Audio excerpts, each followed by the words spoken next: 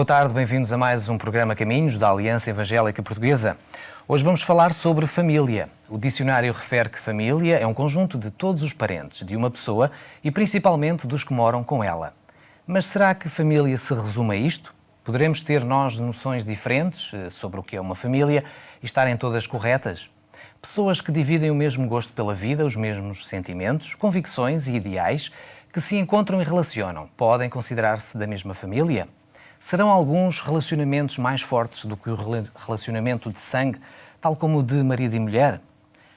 Qual será o conceito de família que a Bíblia nos revela? O que é que Deus Criador tem a dizer sobre este assunto e como é que Ele nos pode ajudar a investir num casamento forte e saudável, capaz de resistir aos desafios da vida? Para falarmos sobre este assunto, temos hoje o casal de missionários Jaime e Judith Kemp, fundadores da revista Lar Cristão, no Brasil, e autores de diversos livros sobre este tema. Olá, muito boa tarde. Bem-vindos também ao nosso país, a Portugal. Podem falar um pouco acerca da vossa vida, como é que começaram com este trabalho muito focado nos casais e nesta questão da família, não é? Sim, tenho que começar com um testemunho pessoal. Eu fui criado nas montanhas da Califórnia, Estados Unidos, uma família muito pobre e problemática. Só para você saber, minha mãe, eu sou o terceiro resultado, do terceiro casamento da minha mãe. Ela casou 4 vezes. Ela teve filhos do primeiro casamento, largou o primeiro marido, teve outro marido, largou o segundo marido com filhos e depois casou com meu pai. E eu sou fruto do terceiro casamento, então estivemos em 4 filhos. E depois mãe deixou o papai e 4 casamentos. 3 vivia debaixo do meu teto, que significa a terceira guerra mundial na minha casa. Agora, por que eu conto isso? Porque eu tenho visto a mão de Deus trabalhando. A Bíblia é claro que Deus é o arquiteto do lar. Então, Ele que criou o marido, esposa e mãe e pai, filhos. Então, na sua palavra, a Bíblia, nós encontramos todas as respostas dos problemas de uma família. E isso aconteceu na minha própria família, onde eu posso dizer que papai e mamãe já estão com Jesus, conhecia, e no final da vida tiveram muitas coisas acertadas. E por causa disto, trancos e barrancos, como falamos no Brasil, Judith, minha esposa, e eu fomos para o Brasil com o propósito de trabalhar com a família e desenvolver esse ministério com jovens, adolescentes, casais, mas foi tudo voltado porque eu vejo a mão de Deus trabalhando na família. Tenho visto milhares de famílias transformadas pela graça de Deus, e eu acho que a razão que eu estou nesse ministério hoje é justamente o poder de Deus para transformar a vida de um marido, de uma esposa, etc. Antes de entrarmos em questões mais técnicas e, digamos, problemas dos relacionamentos, como é que vocês se conheceram? Judith, fala um pouco acerca do vosso início de namoro e casamento. Eu estava estudando enfermagem na cidade de Portland, Oregon, e ele estava fazendo seminário no mesmo lugar, e eu fui uma vez para a igreja dele, que ele estava ajudando a pastorear uma igreja, e nós nos conhecemos assim. E 51 anos depois, ainda estamos juntos. Deus tem nos abençoado muito.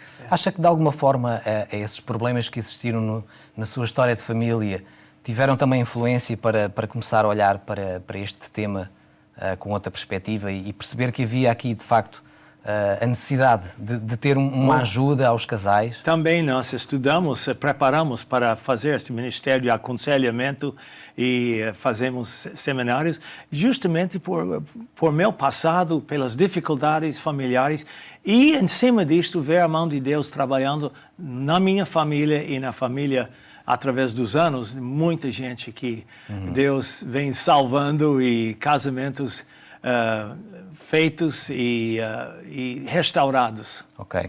Mas vamos voltar um bocadinho ao início. Qual é, e falámos já em Deus e na Bíblia, qual é o plano para a constituição da família? O que é que Deus tem em mente para constituir a família? Well, uma das coisas é refletir a graça de Deus, poder de Deus. É também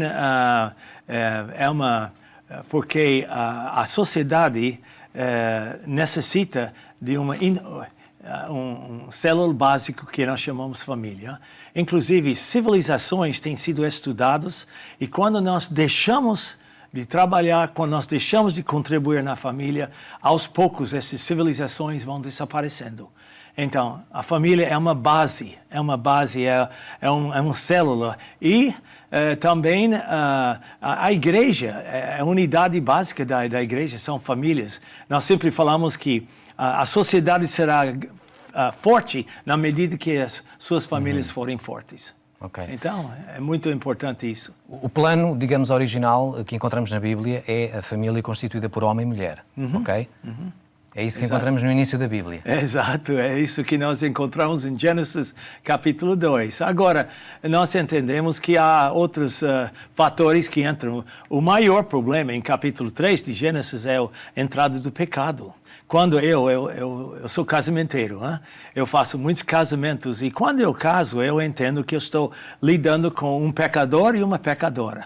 E se nós não sabemos lidar com o ser humano, com nosso egoísmo, com nossa vaidade, com nosso problema assim humano, que é o nosso pecado, então pode ter guerra debaixo do teto. E há muitos casais que realmente não sabem viver debaixo do mesmo teto justamente por causa das diferenças de personalidade, temperamento, a família Oliveira casando com a família Pereira, e vai indo então as dificuldades. E o que nós temos visto é Cristo faz a diferença. Conhecer Cristo e começar a ler, estudar, meditar na Bíblia, porque aí tem as orientações e as exortações de como ser marido, esposa, etc. Uma das questões que os casais muito enfrentam é o problema da comunicação, não é? Entre eles.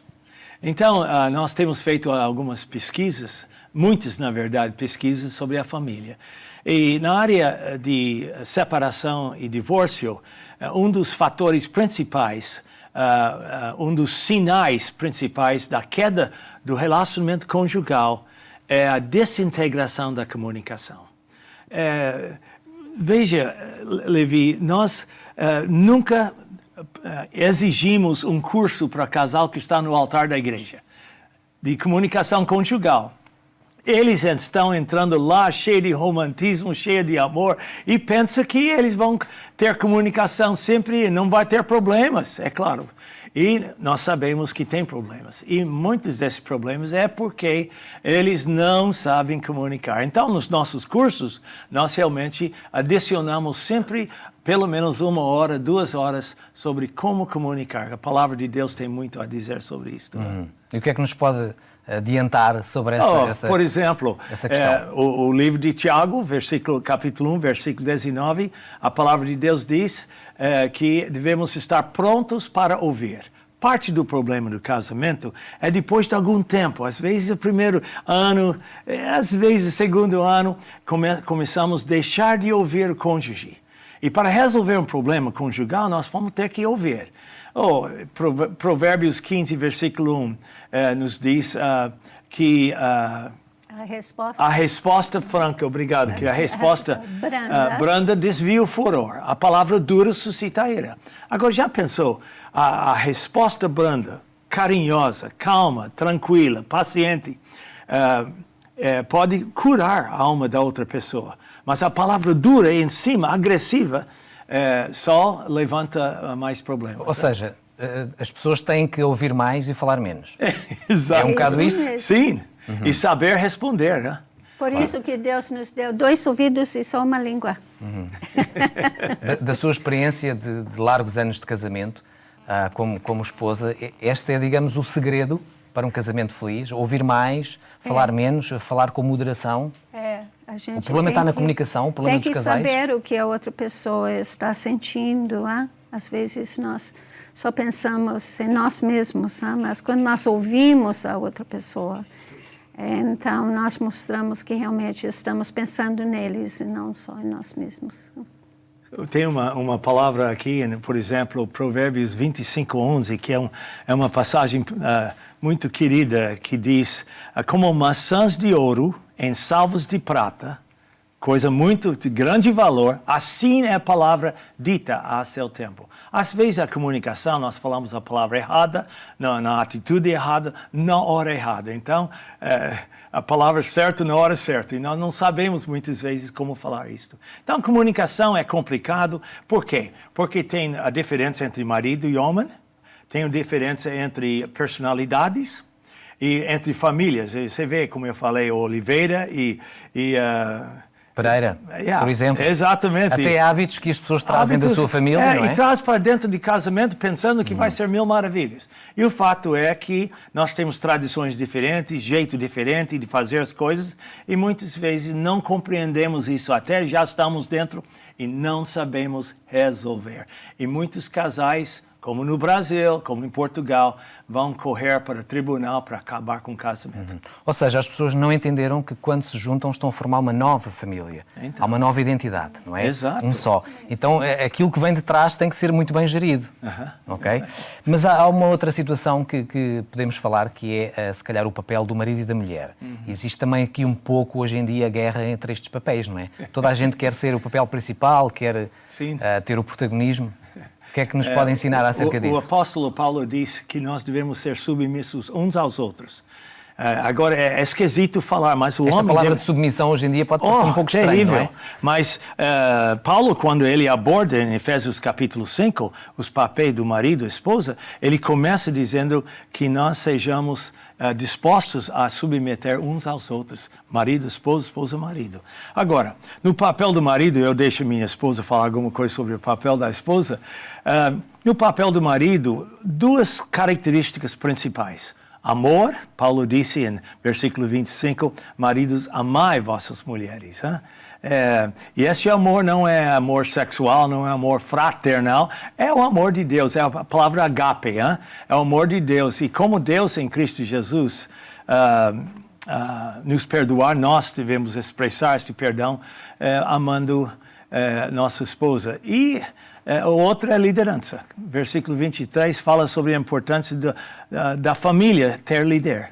E o homem precisa liderar. Agora, na minha família, veja o que aconteceu. Papai não sabia nada sobre liderança. Então, o que aconteceu? Mamãe sabia alguma coisa, tomou liderança por anos. Isso criou um sério problema dentro do lar. Quando o papai, enfim, entendeu que Deus queria que ele fosse líder, ele tentou tomar a liderança e mamãe não deixava. Então, até o fim da vida, houve, até o divórcio deles, na verdade, houve essa briga. Então, o homem deve liderar, ou se você quer juntar os dois, uma liderança amorosa. Exato, era isso que eu ia referir. Não é uma liderança de impor ao outro. De jeito nenhum. Não é? Judith. E a esposa, é interessante, o último versículo de Efésios 5 fala que o marido deve amar a mulher e que a mulher deve respeitar o seu marido. E uma das necessidades básicas do homem é ter uma esposa que admira, que estima, que agradece, que ajuda assim, a apoiá-lo em tudo que ele faz. Né? E eu acho que um dos versículos que eu uso muito quando eu ensino as mulheres, nós achamos no livro de Tito, e aqui ele fala que as mulheres mais idosas como eu, as mulheres que já criaram os filhos, devem ensinar as mulheres mais jovens a amarem seus maridos e filhos, a serem sensatas, honestas, boas donas de casa, bondosas e mulheres que apoiam o marido na liderança dele para que a palavra de Deus não seja difamada. Eu acho importante a gente reconhecer que quando nós não assim, lidamos com o marido de uma maneira correta, a palavra de Deus pode ser difamada, porque o mundo está olhando para nós. Nós que falamos que conhecemos Jesus como Salvador, que Ele transformou a nossa vida, quando nós não estamos vivendo conforme os princípios da palavra de Deus, então nós podemos difamar, assim, chegar a a difamar a palavra de Deus diante dos outros. Mas esta questão do papel do marido e da mulher também tem sido talvez um pouco confusa nos últimos tempos, não é? Sim. Quase como uma guerra de sexos. E não tem a ver com isso. Essa liderança tem a ver com amor, como falámos, não é? Amor. Agora, infelizmente, as mesas redondas nos programas de televisão e até dentro das igrejas há muitas coisas, falar disso, cada um dá a sua opinião, mas temos que voltar à palavra de Deus. O que é que Deus é? Arquiteto do lar, se ele é arquiteto do lar, ele falou sobre a importância do marido. Agora, o que acontece aqui em Portugal? Eu só dar uma palavra que eu não sou expert, eu quero deixar muito claro que eu não estou condenando nem julgando, mas o que eu tenho observado, 12 vezes que nós estamos aqui em Portugal, a agressividade da mulher, da esposa. Agora, por que disto? Eu creio firmemente que é por causa do machismo do homem. Do machismo do homem. Ele, então, não sabe tratar bem a esposa e ela cria uma capa, uma proteção contra o marido e, às vezes, se torna agressiva para com ele. Então, o homem deve amar a esposa. Se ele ama a esposa tem mais facilidade em respeitar o marido. Se ela não respeita o marido, ele tem dificuldade de amar. Então é um círculo vicioso. Há um complemento aqui nas atitudes, não é? Exato. Na questão mais íntima, como a sexual, também é fruto muitas vezes de problemas entre os casais, não é? Portanto, é a origem de muitas separações. O que é que normalmente vocês ensinam nos vossos seminários acerca desta questão tão particular, não é? Uma coisa são os dois pecados da vida, relacionamento sexual.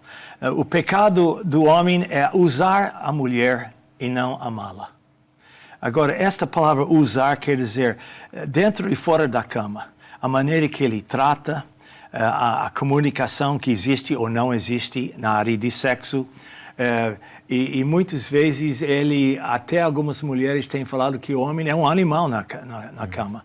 Então, número 1, pecado do homem é usar a esposa para o bem dele, prazer dele, mas não amá-la. E a mulher precisa ser amada, especialmente no ato sexual. O outro pecado da mulher é fazer o marido um mendigo. Então, ele tem que mendigar sexo, ele tem que fazer alguma coisa, tem que manipular nunca deve ser assim. E esse homem que tem que fazer isso, muitas vezes se torna um infiel, um adúltero.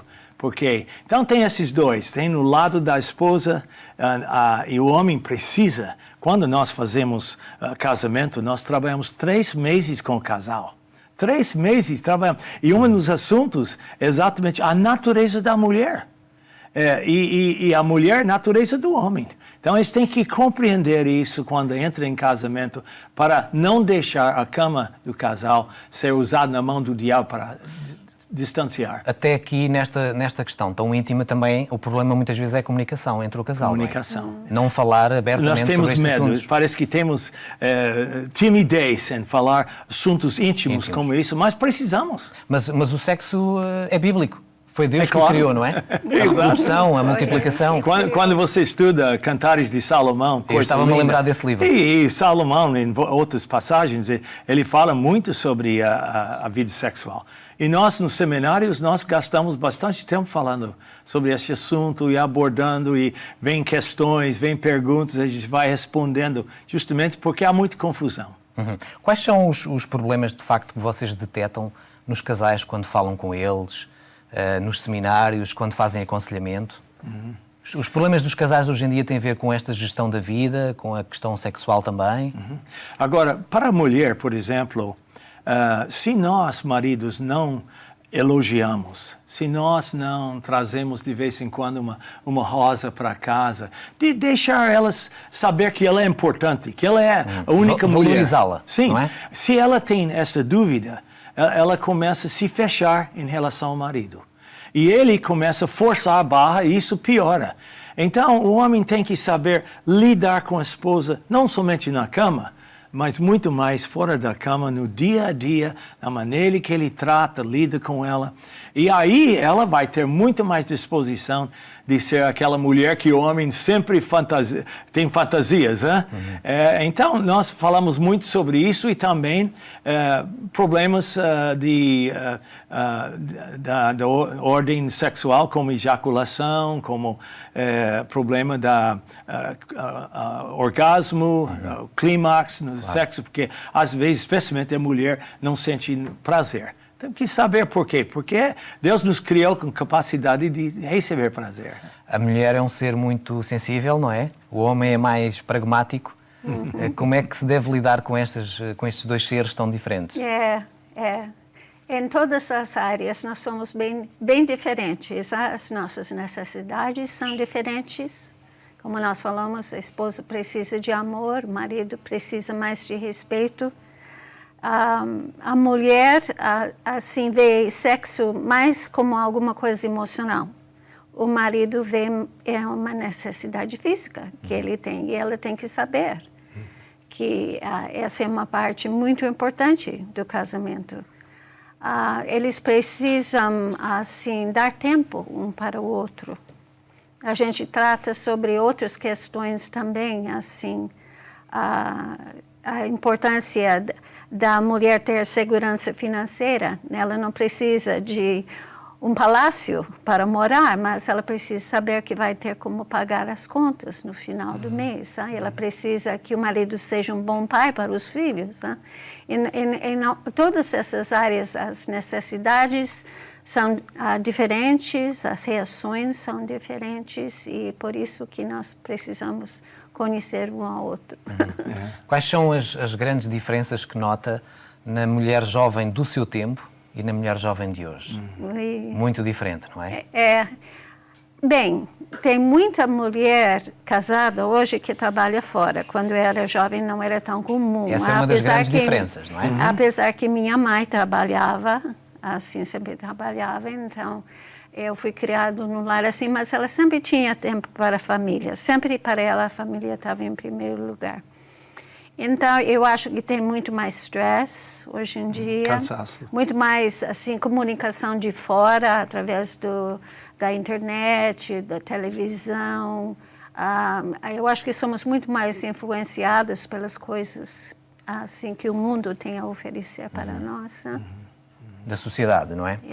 Qual é que deve ser o comportamento de um casal hoje em dia para manter o seu casamento saudável, não é? Para, como falámos no início, para ter, digamos, as suas defesas em relação aos desafios da vida sempre em dia, defesas fortes? Sim.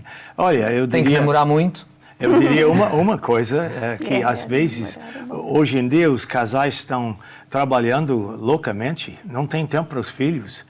Às vezes o filho traz um presente para o filho, quando ele não precisa de presente, ele precisa camaradagem do relacionamento. pai. Relacionamento, Então, muitas vezes, por causa da correria, o homem chega em casa, quer descansar, comer uma boa comida, assistir um jogo ou alguma coisa e ir para a cama. Às vezes ele está tão cansado que não quer nem pensar numa vida íntima. Ou, no caso, às vezes é mulher. Então, eu diria que de vez em quando precisa tirar férias. Precisa um fim de semana em algum lugar. Às vezes deixa o filho com a sogra. Fazer um programa só os dois. Sim, romântico. Um programa só os dois. Em alguma praia bonita, algum lugar na montanha. E lá, conversas abertas e renovar os compromissos, etc. Mas nossa vida de correria é tremenda. Enfrentamos tráficos, pelo menos o pessoal que mora em Setúbal e Lisboa e Porto, os grandes centros. Então ele enfrenta, chega em casa, às vezes nervoso. E a esposa, cansada, ela prepara o jantar, além de trabalhar 8 horas por dia, e às vezes não tem vida íntima, não tem conversa. Então, isso não estimula um relacionamento sexual, mais intimidade. E mesmo para terminar, porque a conversa está a ser muito boa, a fé, Deus, no meio do casamento, os valores bíblicos são fundamentais para uma vida mais feliz. Que tem problemas na mesma, mas é mais feliz, não é? Então, nossa pesquisa consta, é a pesquisa do Brasil. 8% dos casais oram semanalmente juntos. Só 8%. Quando surge problema, eles não têm recurso. Claro que eles têm. Tem na oração, tem na palavra de confissão, pode pedir perdão, pode perdoar, pode chorar juntos, mas muitas vezes não há esse tipo de relacionamento. É importante a fé, Deus, etc. Foi muito bom conversar convosco e obrigado por partilharem connosco também a vossa experiência. Felicidades para o que falta ainda também da vossa caminhada e continuem a influenciar muitos casais como têm feito até aqui. Muito obrigado. Muito obrigado. Estivemos então, como reparámos e como foi agradável de acompanhar esta conversa com Jaime e Judith Kemp, estes temas da família, relacionamentos, comunicação dentro da família, o papel do marido e da mulher no casamento, do seu relacionamento sexual e também como Deus pode ser revelador em todos estes aspectos. Estamos mesmo no fim.